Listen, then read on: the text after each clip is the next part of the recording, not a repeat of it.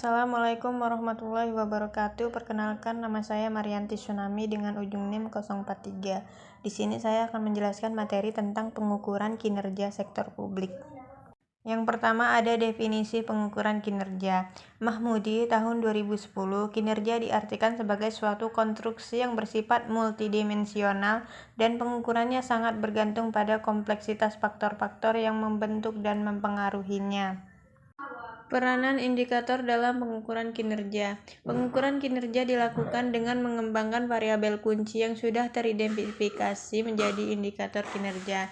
Indikator kinerja dapat berbentuk faktor-faktor keberhasilan utama organisasi atau critical success factor dan indikator kinerja kunci atau key performance indicator. Faktor keberhasilan utama adalah sesuatu yang mengindikasikan kesuksesan kinerja unit kerja organisasi. Sedangkan indikator kinerja kunci adalah kumpulan indikator yang dapat dianggap sebagai ukuran kinerja kunci baik yang bersifat finansial maupun non-finansial untuk melaksanakan operasi dan kinerja unit bisnis. Value for money sebagai metode penelitian. Sistem pengukuran kinerja sektor publik adalah suatu sistem yang bertujuan untuk membantu manajer publik menilai pencapaian suatu strategi melalui alat ukur finansial dan non-finansial. Pengukuran kinerja sektor publik dilakukan untuk memenuhi 3 maksud, yaitu 1. Membantu memperbaiki kinerja pemerintah, 2. Pengalokasian sumber daya dan pembuatan keputusan, yang ketiga mewujudkan pertanggungjawaban publik dan memperbaiki komunikasi kelembagaan. Pengukuran kinerja dengan menggunakan value for money.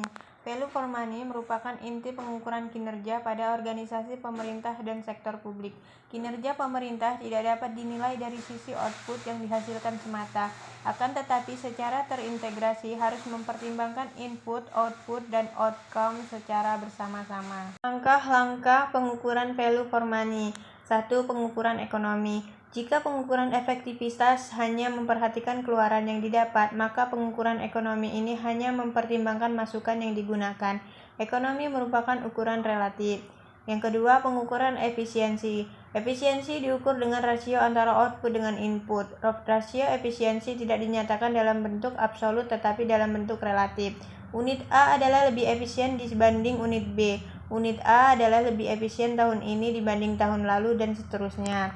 Yang ketiga, pengukuran efektivitas. Efektivitas adalah ukuran berhasil tidaknya suatu organisasi mencapai tujuannya.